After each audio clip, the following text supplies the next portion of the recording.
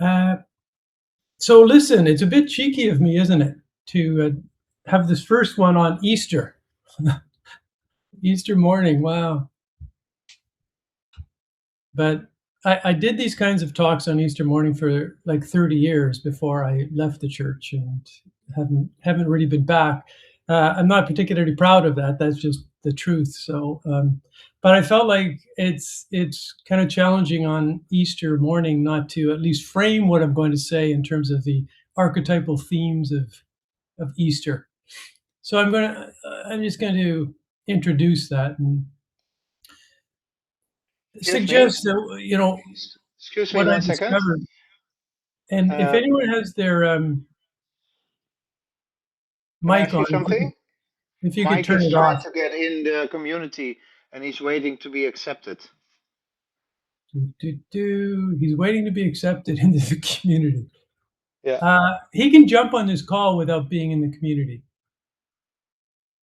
just through the link.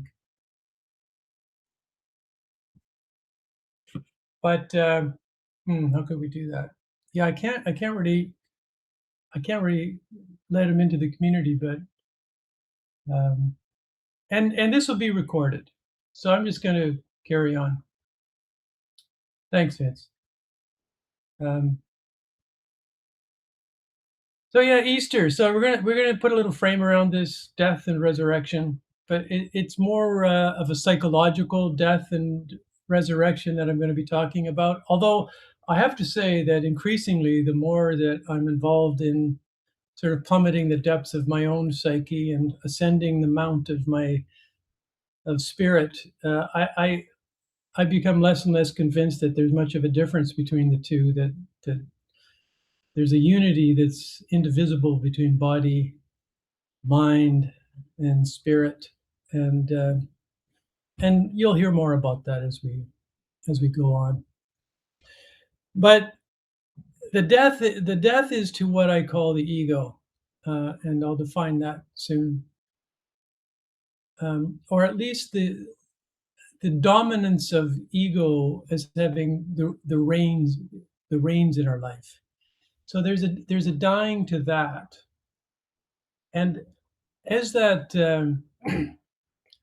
death happens, and we come into a compassionate relationship with what I'm calling our egos, there is an emergence, and I think it's an organic, natural emergence of just what I call the heart self, that that was always already present, but there's a lot of stuff that got in the way of it. So the whole community, in a sense, is about like how we share our journey from ego to into the heart self, and do our best to stabilize there without worrying about it too much, whether we're in our heart self or we're in our ego. It's like that's not the point. um, but that's what the journey is, and I thought to clarify this a little bit, I'd share sort of the origin story of this heart self way community that we're kicking off here.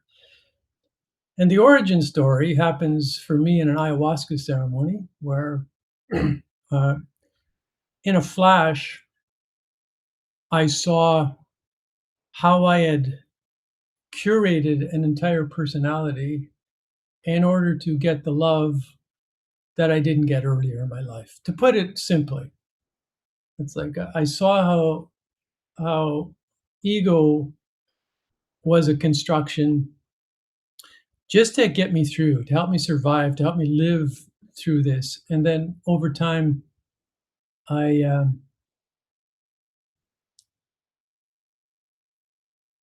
I began to believe that that was the true me, that was my identity, until the awakening, which was a bit of an ordeal to awaken to the truth that that construction, as valuable and necessary and intelligent as it was, didn't represent my true self.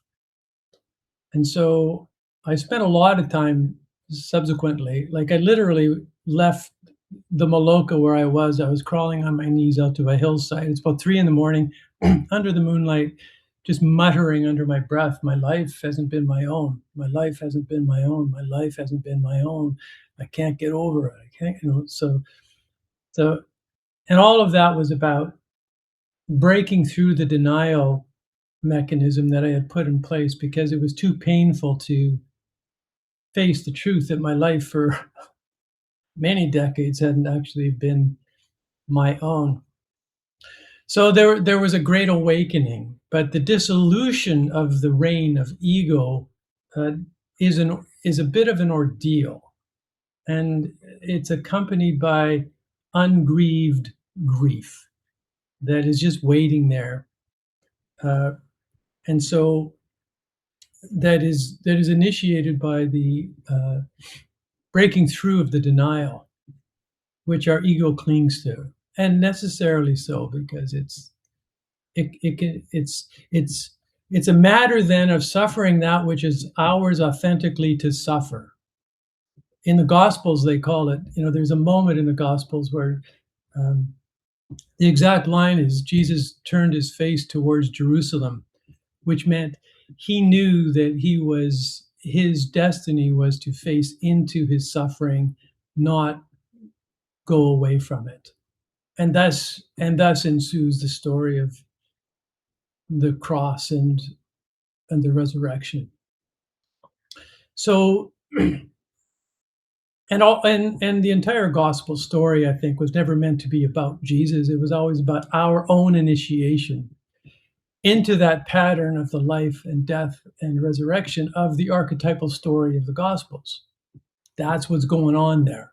It's like when Jesus says, if you want to follow me, this is the journey. Turn your face toward Jerusalem and let's break through this egoic fantasy that you don't have to suffer, and go through this in order to arrive at uh, sort of this resurrected space of which I'm calling the heart self.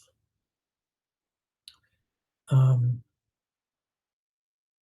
I'm going to talk about that in a moment as well.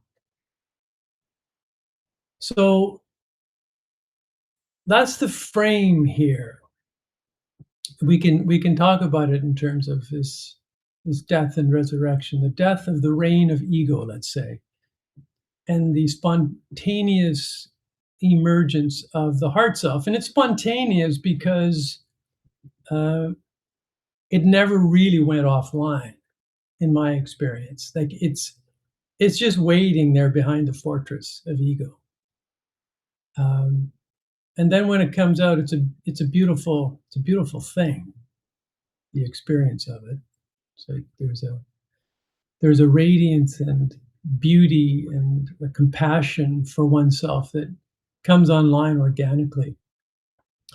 And then the practice is simply stabilizing there and learning the difference between when we're orienting from ego and when we're orienting from heart self. So that's the journey. So, and in particular, like my experience was that I curated or constructed uh, this fortress of ego, um, obviously as a protective device, protecting my heart, but it basically was in response to the truth that I discovered. I can't be who I am really. I can't be who I am authentically and survive. So what I need to do is figure out what the big people need from me, what in order just to get through this. And so the curation begins. Ultimately, it's to get love, to get a felt sense of belonging, to get a sense of your own worth and legitimacy. And we'll do anything. We'll do anything to arrive at that place. And that's when the contortion starts, the contortion of ourself in order to fit into what is required of us or what we perceive is required of us, or a combination of the two. And the shorthand term for this is people pleasing. That's you know, but it signifies uh, not so much. Sometimes people pleasing is talked about as a bad habit that we just need to learn how to break, but it's not a bad habit. It's an entire identity that we confuse with our true nature. And so here's what I'm talking about. Like you can talk about it in terms of learning to be silent, learning to hold, to keep our our words to ourselves, because our words, we discover, are a source of humiliation if we speak our truth. You know, Shakespeare says, "In the weight of these sad times, we must obey. Speak what you feel, not what you ought to say." But the people pleaser in us learned a long time ago that if we speak what we feel, we could be humiliated or hurt, punished. And so we just learn to swallow. And of course, when we start swallowing who we really are, we disappear from the world. Make ourselves invisible, which is safer. But the more we make ourselves invisible, the more loneliness we feel. And so then we have to try harder to be what? To be what the other needs us to be. So this is where we might try the strategy of being good. You know, good, as Mark Twain put it, in the worst sense of the word. And good is what a lot of what is happening in the Christian realm, where people are trying to be good Christians. I just want my child to grow up and be a good Christian. But as we'll discover, there's a difference between the performance of good, which is generated by ego in order to be loved, and the genuine heart self expression of goodness. And being able to discern the difference between the two is really important in this journey.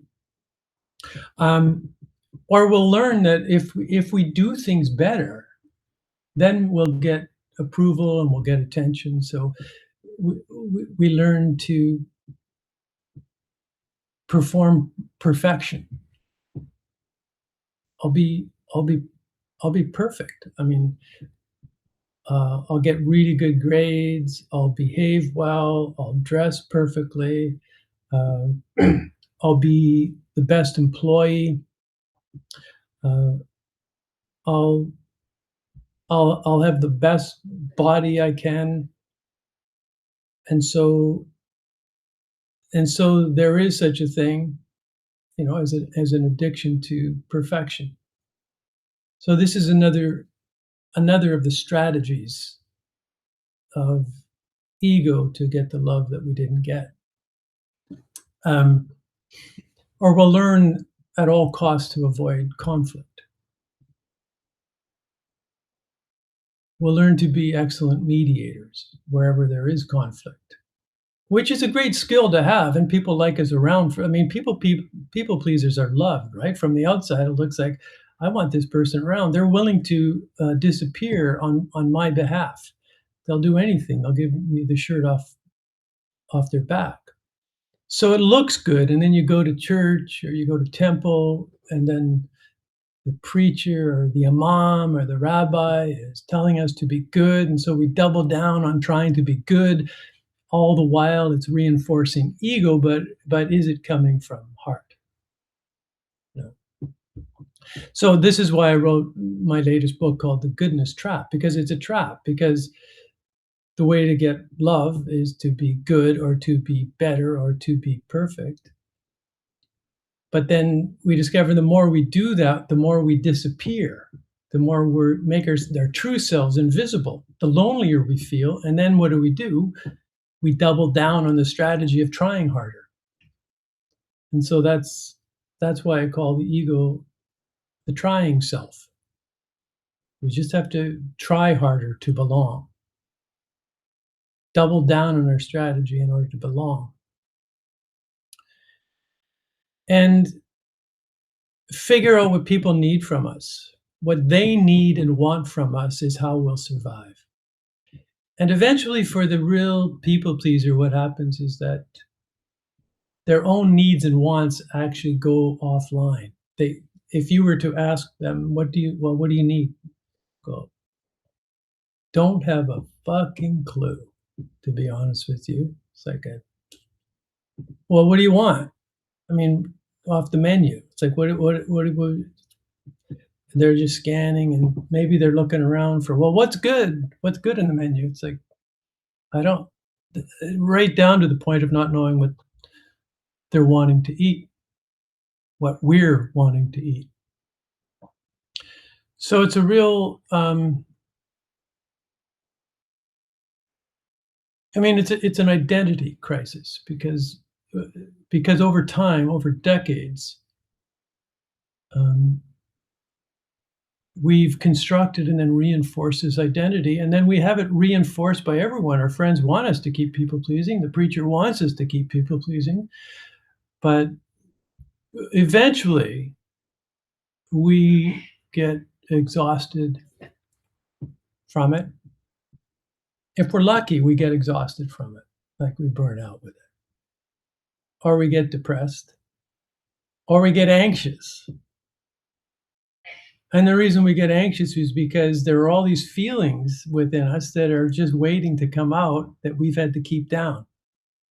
And the feelings are like resentment, bitterness. The feelings are like, what about me? When do I get mine? What, because there's been this outpouring of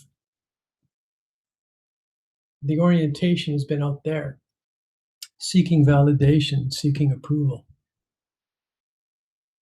And that's not all that's waiting to come up. It, there's also grief at how many decades we've given over to living somebody else's life. And so the anxiety comes from this sort of vague awareness that of what's waiting to come up.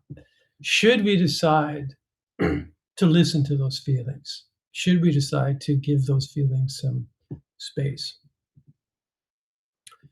So there's all kinds of ways to define ego. I'm not saying this is the only way, but I'm saying for the purposes of what I do and what I teach, that's ego. And all of this curation, all of this construction, this fortress that we build around our heart is, in the end, when you get to the bottom of it, in my experience anyways, it's in order to avoid the unbearable feeling of shame and humiliation, which is ultimately the how we were treated. We discovered that we're not legitimate, that we're not valid in whom we are and who we are naturally. We can't be spontaneous. We need to be very careful because everybody's watching. Everybody's watching what we're doing and they're judging us.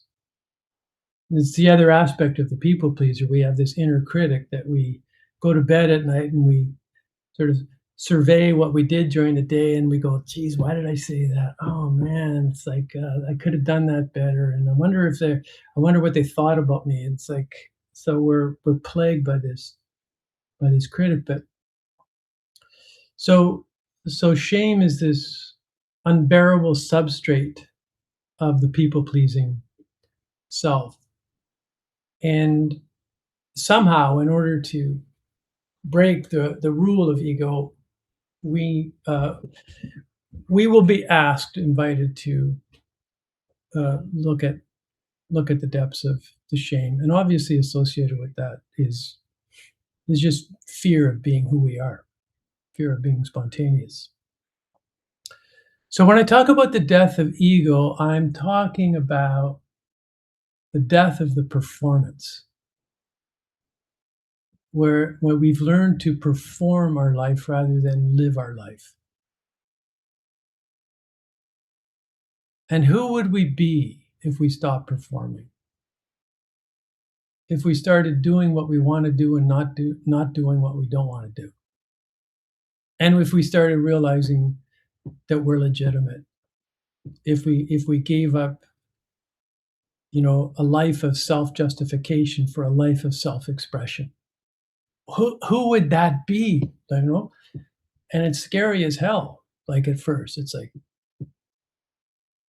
because then the voice, well, no one would want to be with me if I was true to myself. It's like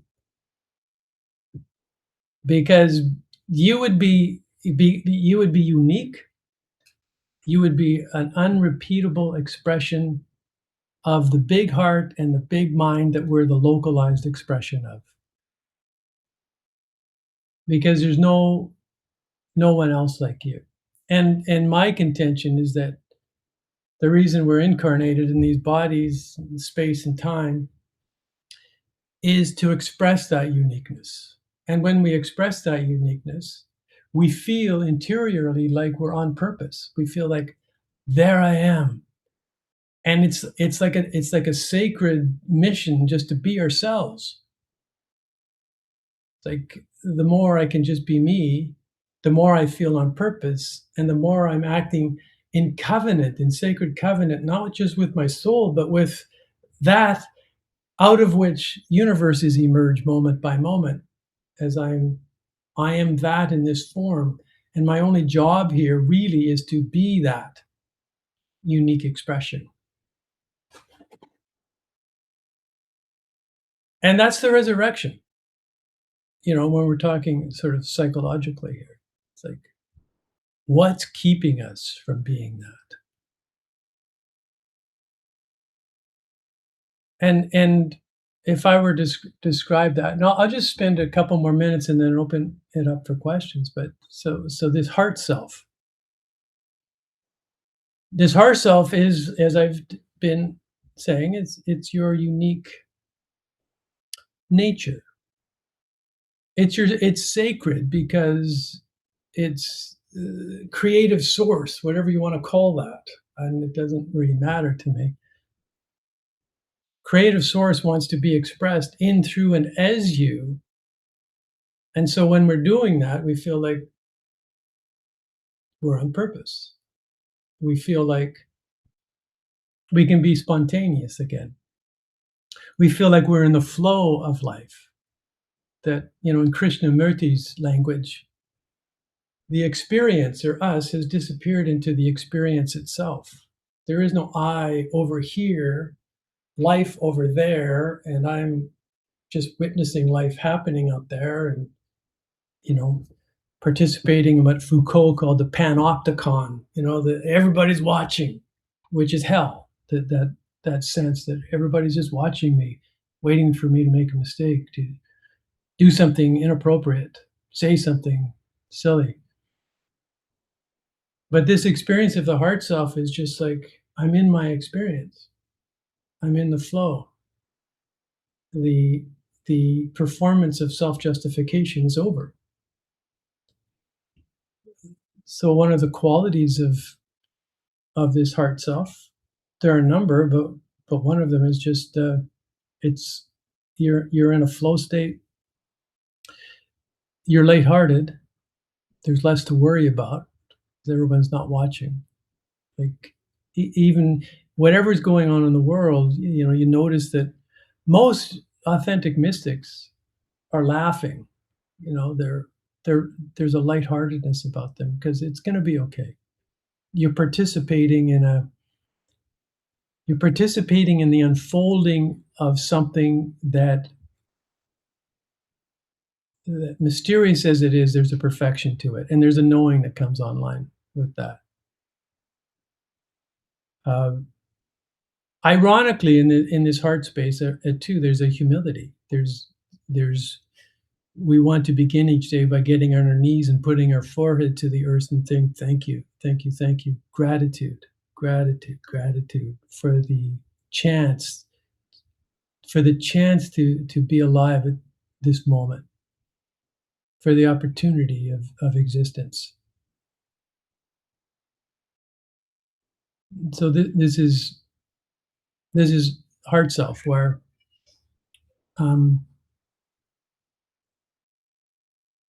life becomes a matter of just expressing yourself. moment by moment. You say what comes to mind. You have your own opinions. It's not that it's not that they're right. It's just that it's okay. It's going to be okay. Like you don't have to have everybody agreeing with you. You can be different. So there's a paradox here too, and I'll end with this because one could go on forever about this, but that is discovering yourself as a sovereign individual. And the irony is that when we're a sovereign individual, we're capable of communion. So, so while there's a felt sense that we are one with this burgeoning life process that's ever emergent, and one with the people, and one with the world around us, but it's grounded in a felt sense of my individual sovereignty. I'm free to express myself, and you're free to express yourself, and we're going to be different. Our otherness is infinite in a sense. But the thing that connects us, and this is another quality of the heart self, is this sort of inbuilt comes the universe comes equipped with it, this inbuilt compassion for the other. Just to the extent that I can be compassionate with myself, with my own ego, I then discover that I am compassion. And this is the teaching of the Bodhisattva, that the heart is big enough, anybody's heart is big enough to contain the suffering of the universe. Your heart's going to break if you're compassionate, but then it'll come back together and be a little bit bigger, which means it can take in more suffering, and then it will break, and then until it gets as big as the universe, and then you discover what you're here for. This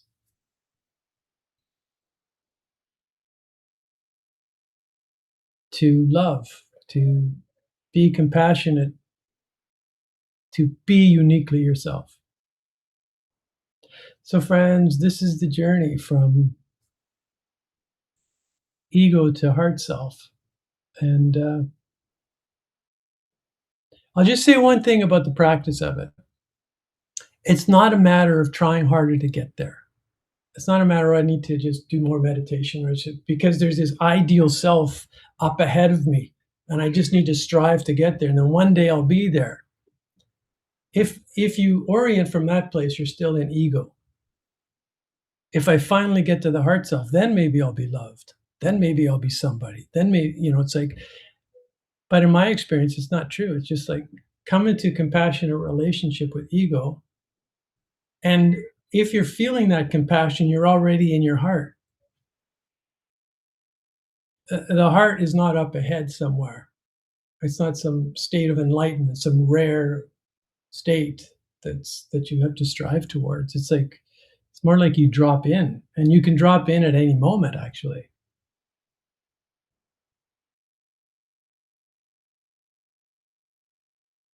So it's mostly a practice of undoing.